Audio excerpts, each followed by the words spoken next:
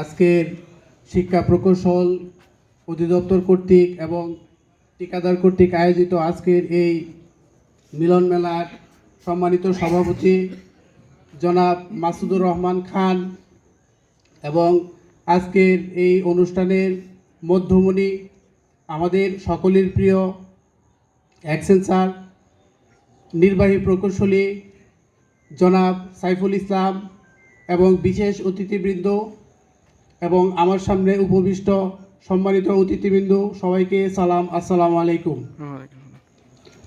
আসলে আমরা চাকরিতে জয়েন করেছি খুবই অল্প দিন হয়েছে, 1.5 বছরের মতো হয়েছে।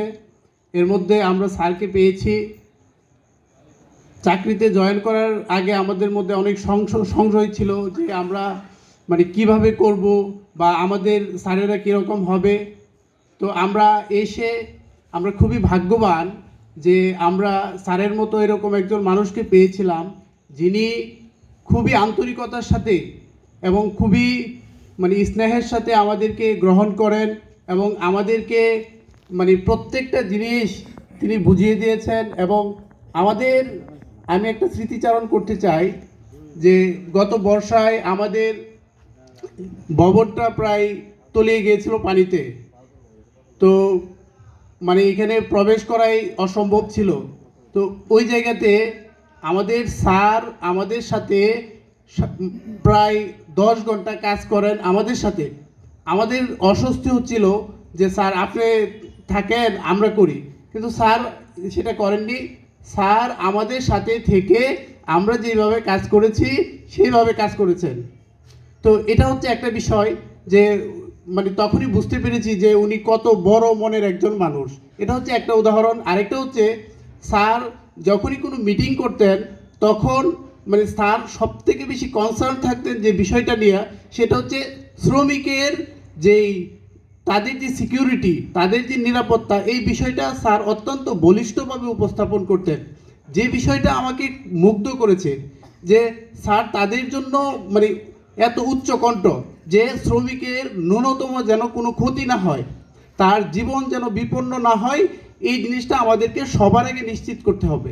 তো এই বিষয়টা আমার কাছে খুবই ভালো লেগেছে যে একজন মানুষ এত সুন্দরভাবে চিন্তা করে, শ্রমিকদের কথা এত সুন্দরভাবে চিন্তা করে। আমি মনোযোগ সহকারে স্যারের কথাগুলো শুনতাম এবং নিজে সমৃদ্ধ হতাম এবং ভাবতাম যে কত সুন্দর এবং কত বড় মনের মানুষ হলেই কেবল এটা সম্ভব।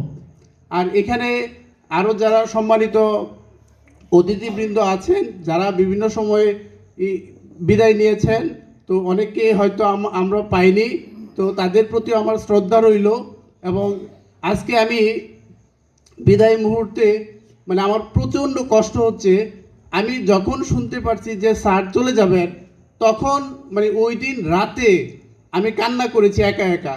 কারণ হচ্ছে আমার কাছে মনে হচ্ছে স্যার চলে গেলে আমরা বোধহয় একটা সাগরের মধ্যে পড়ে যাব, যে তখন আমরা আসলে ওই কিভাবে কি করব বা কিভাবে নেবে, এরকম একটা স্যারের প্রতি এরকম একটা আস্থা আমাদের ছিল, বা স্যারকে আমরা এরকম অভিভাবক হিসেবে নিয়েছি।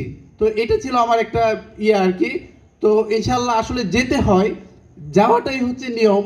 আমরা স্কুল থেকে, প্রাইমারি স্কুল থেকে হাই স্কুল থেকে কলেজ, বিশ্ববিদ্যালয় ইত্যাদি প্রত্যেকটা স্টেপে আমাদেরকে যেতে হয়। তো এই যাওয়াটাই হচ্ছে চিরন্তন সত্য। কিন্তু এই সর্বশেষ যে যাওয়াটা, মৃত্যু, এটার মধ্যে আমাদের যে কর্ম, সেই কর্মটাই হচ্ছে চিরন্তন। এটা কখনো যায় না, এটা আমাদের সাথে থাকে। তো ইনশাল্লাহ স্যারের যে কর্ম দেখছি, বা আমাদের একটা এতিমখানার মধ্যে স্যারে গিয়েছেন, এর সবসময় নাকি স্যার যেতেন। তো এই বিষয়গুলা স্যারের খুবই মহৎ গুণের অংশ, এবং আমরা অল্প দিনে এই বিষয়গুলো দেখেছি।